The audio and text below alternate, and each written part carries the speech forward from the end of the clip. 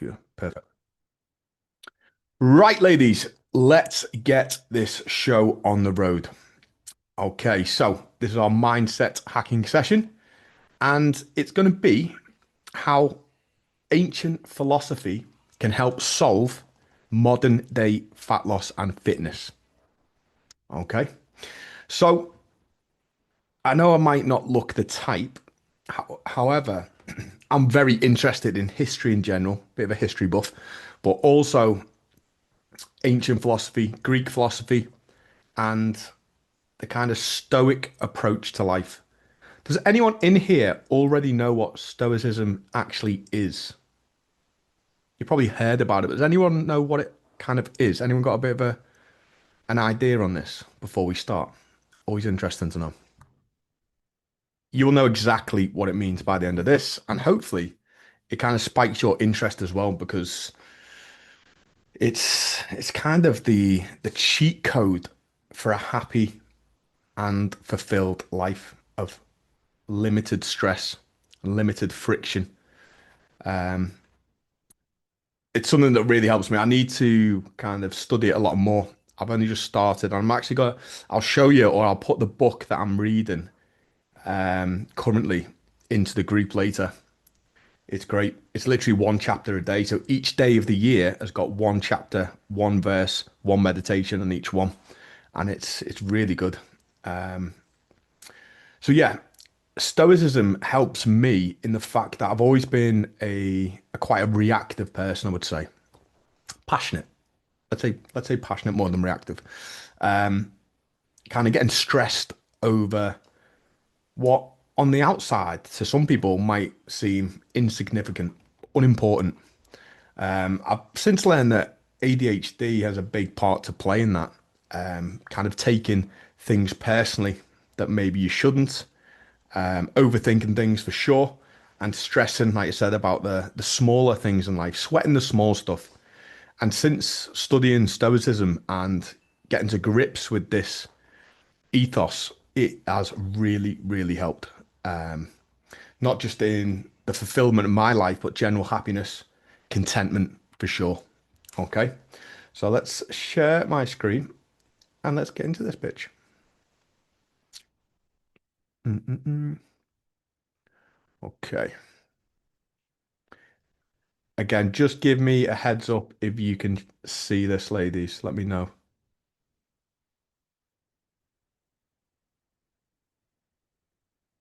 How do I get my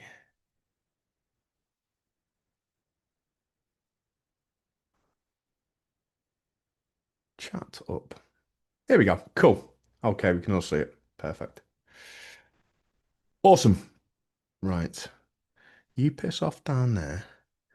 You go up there. Okay.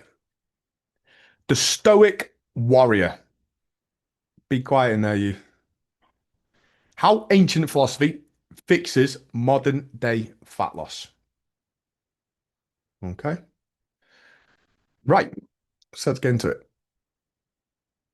How do I move that in here? Okay. So this isn't a discipline problem. Okay. Every struggle with fat loss, starting strong, then falling off, guilt over missed workouts, eating off plan, isn't about discipline. It's a philosophy problem. It's how we see it. Okay. And the Stoics figured this out 2,000 years ago while dealing with war, politics, betrayal, and loss. And they developed a system for staying sane, strong, and in control during chaos. Does this sound familiar? Okay. So basically, those guys 2,000 years ago had life a lot more difficult than we have. Obviously, it's all relative, okay, to us and the time. But times back then were fucking difficult, right? So they got this kind of system and they developed over time to keep themselves in a good frame of mind during times of absolute bullshittery, basically. Okay. So we've all got shit going on, right? We've all got busy lives, demanding lives, family needs, unexpected crises, unexpected things going wrong, curveballs. When all you want to do is get the gym. All you want to do is have a peaceful life and just to do well for yourself and allow that self growth to happen. Okay. And when you truly understand Stoic philosophy, everything about fat loss gets a bit easier. Okay. Not because the work changes, because you change. And that is what we're going to try and focus on today. It's about changing who we are in the way that we think about things and the way that we perceive things. Okay. So these are the three core principles, right? So to control the controllable. So most suffering comes from trying to control things that you simply can't. The weather, other people's opinions, the past, genetics, metabolism, and all the stuff that we probably spend a lot of our time worrying and stressing about when actually there's nothing, unfortunately, we can do about it. Okay? Who's guilty of that? Who would put their hand up and say, you know what? Yeah, that resonates with me. I do kind of make myself suffer from trying to control the things that deep down and logically we know that we can't. Things totally out of our control. It's about identifying what you can control and putting all our energy into that. Okay. And you might kind of see and hear me um, explaining a lot of stuff to you guys in the form of, oh, okay, so this has happened. You're injured. You're ill. So these are the things that we can't do, but these are the things that we can. That's essentially what we're doing here. Okay. Focus on virtue, not outcomes. Okay. Virtue, not outcomes. The only thing that truly matters is whether you're acting with courage, wisdom, justice, and self discipline. It's not whether you win, it's whether you showed up with integrity. Okay. And to accept simply what is. See reality clearly without emotional drama. Bad things happen. Shit happens, right? Setbacks occur. And fighting reality creates suffering. Acceptance creates power.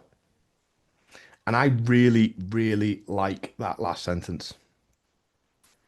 Fighting reality creates suffering, and acceptance creates power. Okay? So continuously going against the grain and trying to change things that we can't change and we know we can't control will create suffering. It will create frustration. It will create anger. It will lead to bad decisions. When all we have to do is accept that, because that's where our power is, accepting the things that we can control and accepting the things that we can't. Okay? The dichotomy of control.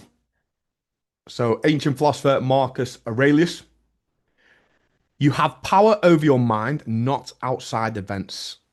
Realize this and you will find strength. Does everyone kind of resonate with that? You have power over your mind, not outside events. Realize this and you'll find strength. So, quite basically, the only thing we can truly control is our thoughts towards the things that we can't control on the outside. So, when bad things happen, when hurdles appear, when we go through a bit of a tough time, we really need to figure out, right, what is in my control right now? And the biggest thing that we can control, that we know we can control, is this. Okay? So things you can't control. A few bits of examples. Your age and genetics, speed of results at times, what your partner eats, if you're not on the same kind of wavelength with your fitness journey, social events with food, work stress, and family demands. We need to acknowledge that these exist. Of course they do. And then just let them go. Okay? But comparing that list to this one, things you can control is what you eat and when you train. And a lot of people don't recognize this one, especially that last one, when you train. A lot of the times we allow other people to dictate this, don't we? How much you sleep. It's in within our power to go to bed at a reasonable time. Okay, whenever possible. Your self-talk and preparation, two massive ones. Your boundaries, equally as important, and probably the most important, I believe, at times, is your response to setbacks. Okay? This is your power. This is where all your energy goes.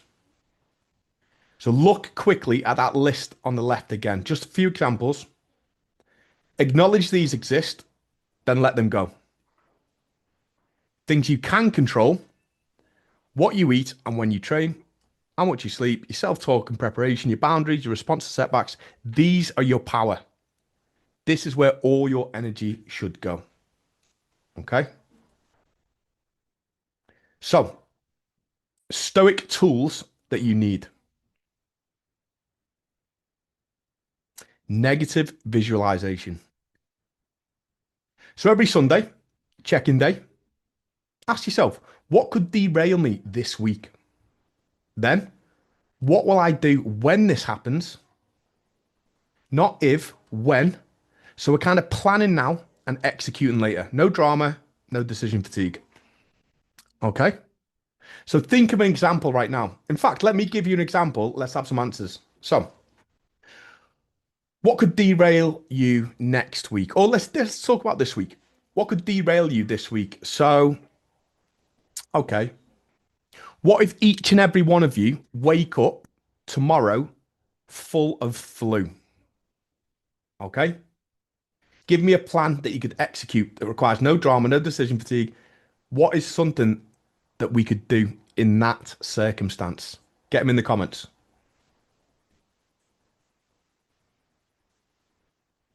Let's fire these out. Problem solve, yeah? Find solutions. Execute. Take out the drama. Eleanor, yeah, Eleanor's not been feeling too good lately. So, what's the strategy? Kelly, train from home or change rest days? Perfect. Yeah. If you don't feel like you can train tomorrow, simple. Swipe it to another day. Put it on ice for a bit. Hannah, rest, hydrate, good nutrition. Yeah. Perfect. Erin, rest and don't beat yourself up. Yeah. Right. Out of the people that have just given me some examples now for really good. Sophie, rest and hydrate, don't stress about it. Perfect. Yeah. See. So you guys have been coached by me for a bit of time now. All right. You know what I wanted to hear. Eleanor, eat as well as I can, hydrate, rest, and go back when I can. Perfect. Take your own advice. Um, right. All the people that just give me them, has there ever been a time where you didn't follow your own advice?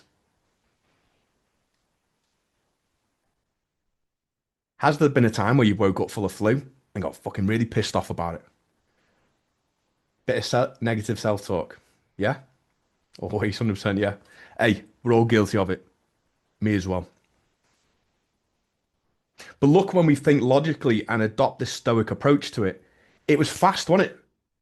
Bang. That's what I do. That's what I should do. That could happen. That's a solution. Bump. Yeah? This is how we operate. All right? The view from above. When spiraling about setbacks, okay, so when you find yourself getting a bit irate, a bit pissed off, a bit frustrated, we're all fucking human here, ladies. Zoom out. Yeah, imagine yourself in that position and just take yourself out. I used to do this in therapy, a few therapy sessions and bereavement counseling I had, where I had to signal an area of my life that was really difficult, emotionally draining, and just take myself out of it and look from above. So that missed workout, one in a lifetime, that meal, one of 1,095 this year. Remember, your time is finite. Stop wasting it on pointless guilt. Does that make sense to everyone? So that missed workout, when you bring yourself up from that situation and you're not sat there fucking doing your own head in, it's like, well, yeah, that missed workout. That's one out of every other one that I've got the opportunity to do in the remainder of my life. That one meal that you might have gone over your calories with or had a fucking takeaway, that's one out of over 1,000 that you're going to have that year. Yeah? It's a massive waste of time feeling guilty about it and beating yourself up. Because what happens when we do that for too long? Self-sabotage. We get, that's when we start going off track. Amor fati. Love your fate. This is a big one, right? Let this fucking sink in, ladies. Don't just accept what happens, love it. Every setback, every challenge, every hard moment is part of your story. You're not a victim of your circumstances, you're forged by them.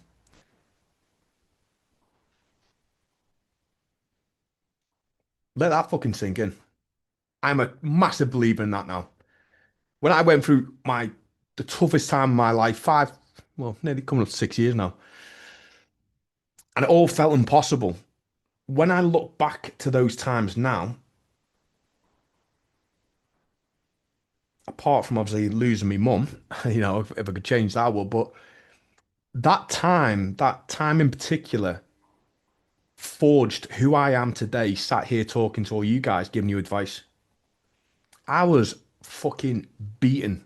I was out for the count. All right. Didn't care anymore. Didn't give a fuck. And the build back, the rebuild of my life, who I was as a person, who I was as a man, was forged by those fucking tough times. That time I had to literally force myself to get out of bed each day. Those times had to happen if I was to ever get to where I am today. All right. Love your fate. Right. This one. This is actually, Hannah, we were talking the other day, weren't we, about new tattoos. This is actually going to be my new tattoo. Memento Mori. Remember, you will die. And it does sound morbid, right? But it's actually fucking really liberating in so many ways. And it could be in so many circumstances. When you remember your time is finite, you stop wasting it on, you know, fucking, on the shit that we really shouldn't, quite basically. Because you get perspective, you ask better questions. Too many people live their lives like they've got all the fucking time in the world, and we really fucking don't. We want to spend our lives in the best version of ourselves, physically, mentally, and emotionally, right? And I've always said this, it is impossible to live a truly happy and fulfilled life trapped in a body and a mindset that you fucking hate. Does everyone agree with that? It's impossible to live a truly happy and fulfilled life trapped in a body and a mindset that you hate or causes you pain or eventually is going to kind of capsize your health. Can you live a happy life without good health? Can you fuck? Don't care what anyone says. All right. So when you remember you will die, it should be liberating. It's like, think of something you're stressing about now, right? Right. I'll give you an example. So my a lot of my software and tech side of things failed at the start of this week. And one of them was my payment portal, right? So all payments to me are now stopped. Obviously, it's there somewhere, but anyway, at the time, it was accumulation of loads of things just failing, like things out of my control. This is exactly what I'm talking about, and it was fucking stressful as hell. But if I at that point could just remember, fucking hell, someday none of this is gonna matter. Like, am I really gonna spend my day with my head up my arse, moping round? No. Not why did I fuck up? Why is this going wrong? Why is this not working? But right, what do I do now? So I recorded some content. I made it productive. I went to the gym, came home, turned my phone off for an hour, watched a bit of Netflix. That's what I'm going to do. Because I'm not letting this ruin my whole day. Fuck that. Okay? So remember, ladies, we're all going to die. We just got to decide how much we want to spend this life enjoying it, feeling good, feeling confident, exposing ourselves to as much experiences and happy events and memories that we can. But we can't do that with shit health. We can't do that with limited confidence and crappy self-belief. All right? Can we all agree on that?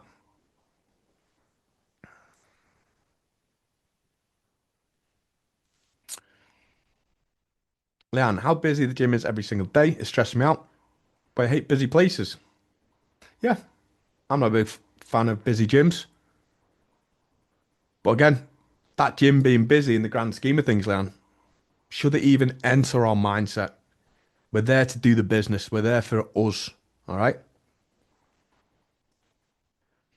Let's all croak it fit and fabulous, basically. Yeah, fucking right. Because there's going to be a time, and there will be a time in everyone's lives who don't prioritize their health and fitness and their kind of self-care. There's going to be a time in their lives that they're going to go, fuck, I should have listened to that bald scouse bastard with the tattoos on his face. This was what he was talking about. It's going to bite us on the ass. We're not going to be these people. Yeah, right. So, Stoicism meets the 40% rule. You know I love this 40% rule. Never stop banging on about it, do I? But this is exactly what I mean by it. When you give 40%, because that's all you have, and it does it count as 100%. That is the dictate of control. Okay? You can't control your energy today, but you can control showing up anyway. That's virtue, that's courage, that is the win. Put your hand up in the comments if over the last couple of weeks you've done a training session whilst tired.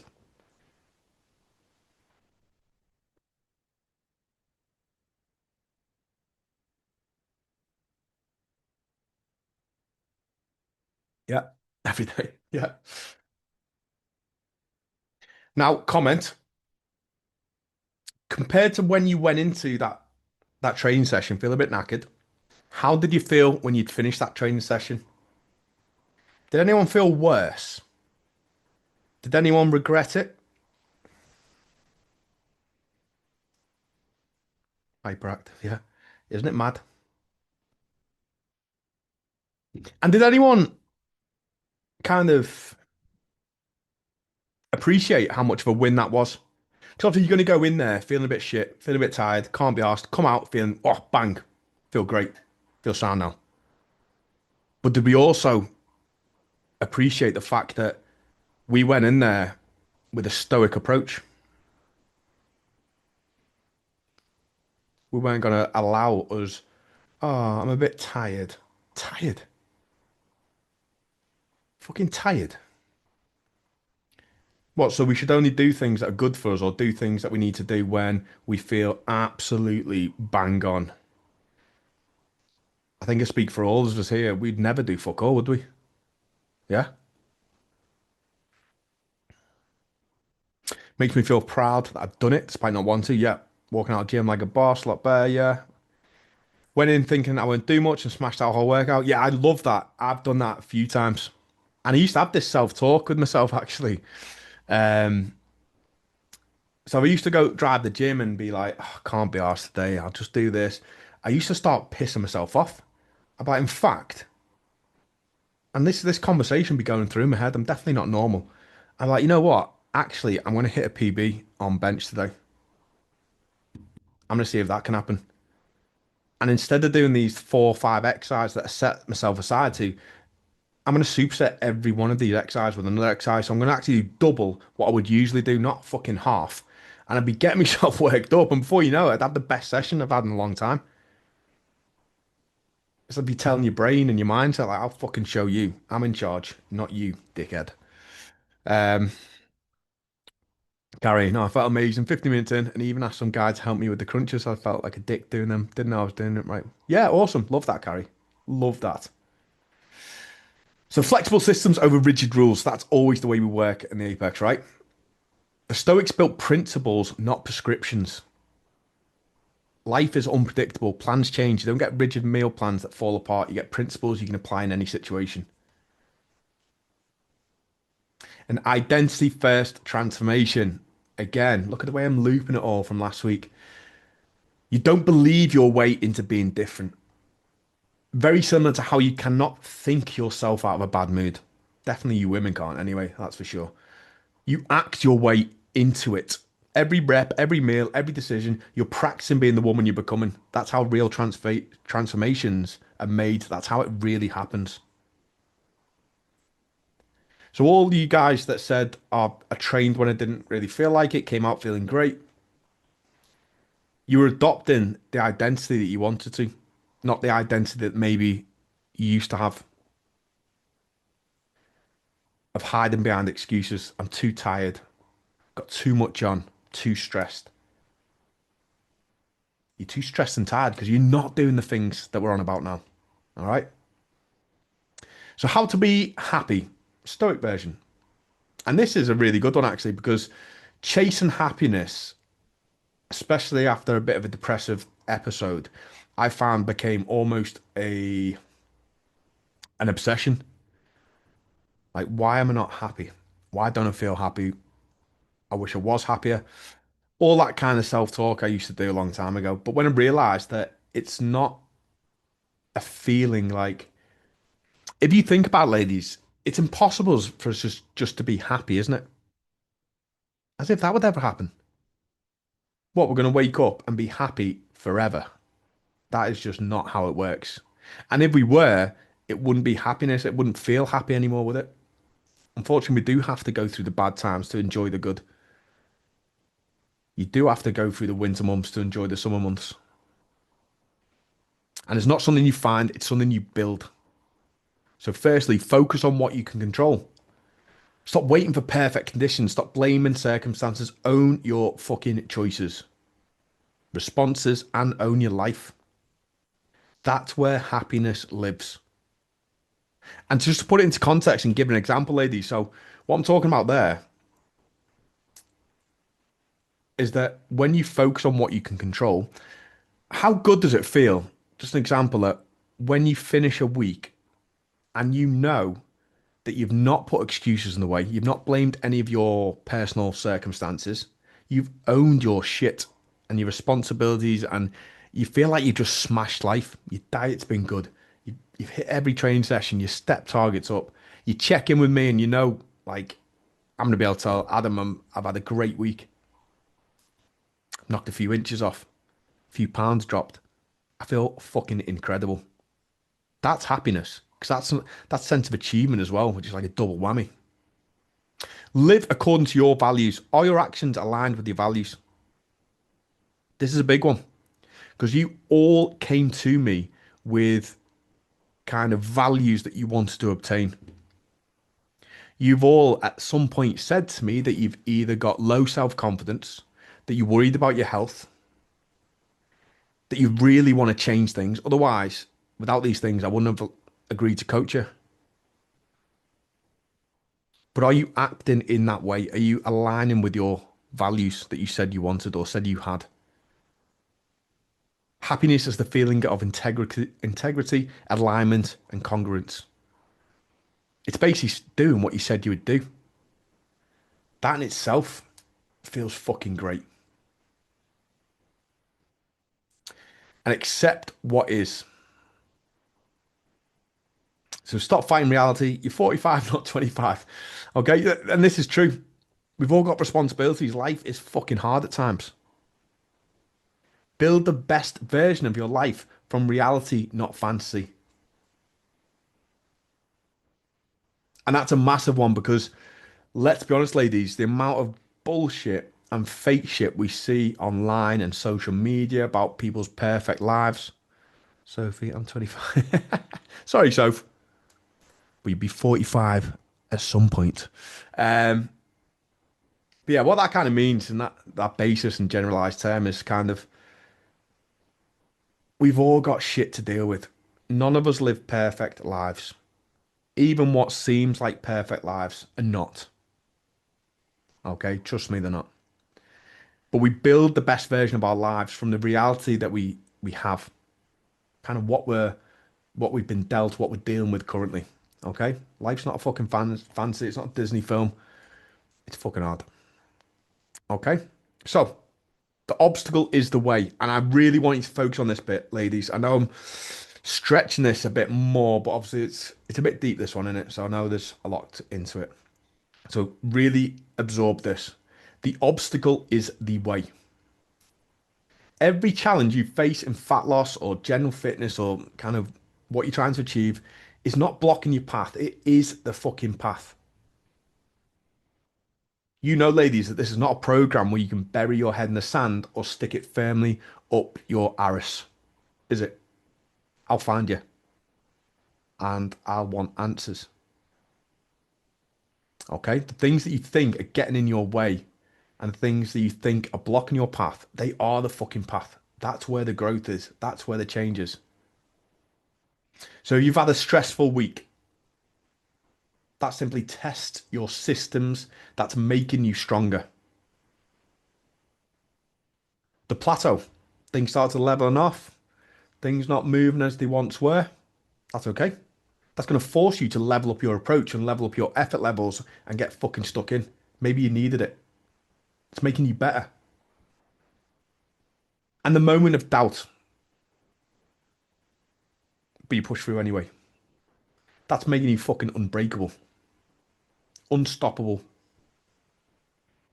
The obstacle is the way. It always has been. Put your hand up if that resonates with anyone. Let me know what you think about that. Every challenge you face isn't blocking your path. It is the path. The obstacle is the way. It always has been. Yeah, Liam. Good.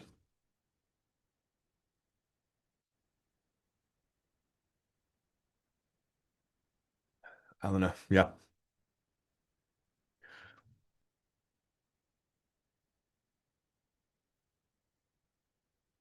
Okay. So, you're a fucking stoic warrior now, ladies. And this is what it means. You're going to control what you can control. All right? Simple. Control what you can control. There's so much behind that. You're going to accept what you can't. You're going to show up with integrity, regardless of circumstances. So you're going to stick true to your values and your integrity, whatever's going on around you. You love your fate instead of fighting it. And you're going to practice being the person that you are becoming. Not want to be, you are becoming. Start acting and practicing that now. Okay? The Stoics faced war, plague, betrayal, death, and they stayed strong. I mean, look what the fucking Romans achieved through probably one of the toughest times in human history when it came to, like we just mentioned, the fucking plague, constant war, constant death, absolute survival. And they took over the world in those circumstances because of adopting this mindset. Okay. You're facing, so obviously on the back of that, in comparison, you're facing stresses at work, family demands, hormonal chaos, and a world designed to make you fail. But you're going to stay strong though. All right. Because nothing can stop a woman who's decided. And I like that. Nothing can stop a woman who's decided, who's truly decided the path that she's going to walk, the person she's going to be, the identity she's going to hold. Who's going to actually decide? Who has decided? Who is going to decide? And when we say the word decide, it still feels a bit wish-washy. I'm talking about decide. No uncertain circumstances. No fucking maybe, ifs, possibly, hopefully. Fuck it. You have decided that that is who you're going to be, and nothing or no one's going to fucking get in our way. Can we all agree on that? Kelly, I agree. My obstacle for time was to make more time. I've done this since New Year and I've mastered. Yeah, 100%. Yeah, Kelly, prime example. Prime example.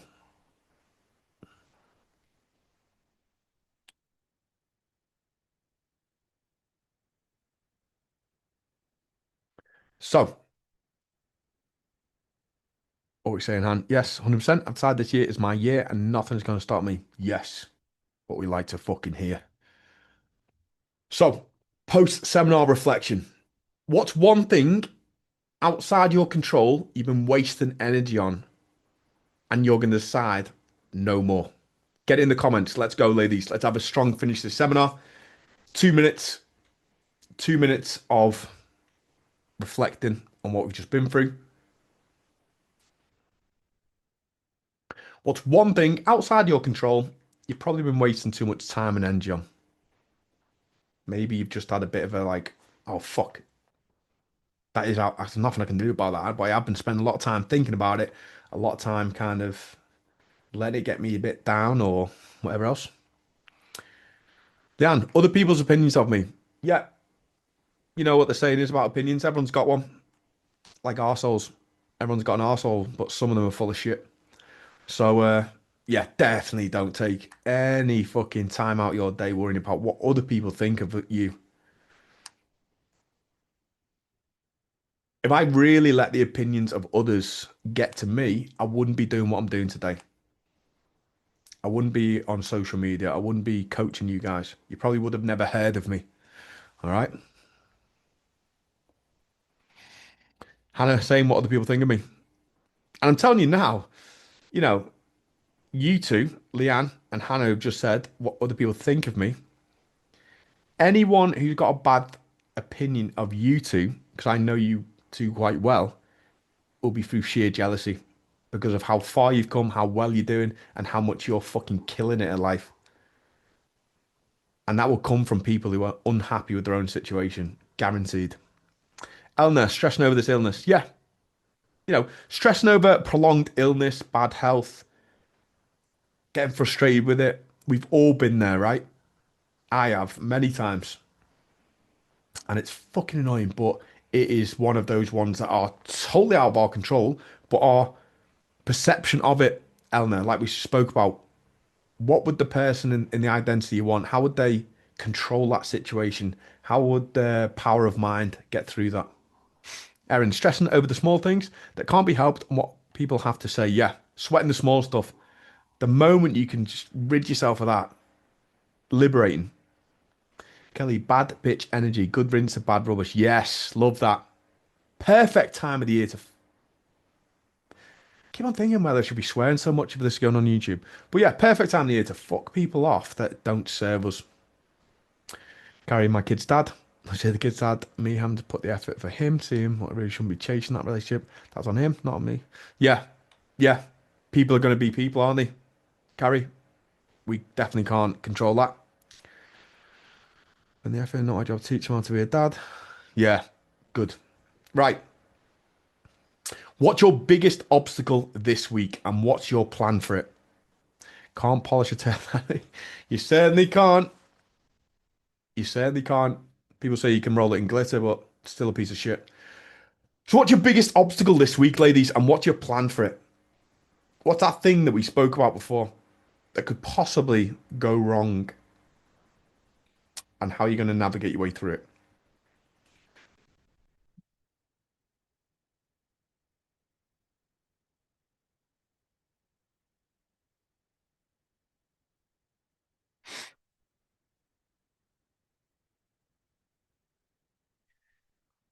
Da-da-da. Come on, ladies, get them typing fingers on. What's your biggest potential obstacle this week, and what's your plan for it? What's the solution? What we doing if that is or will occur through this week?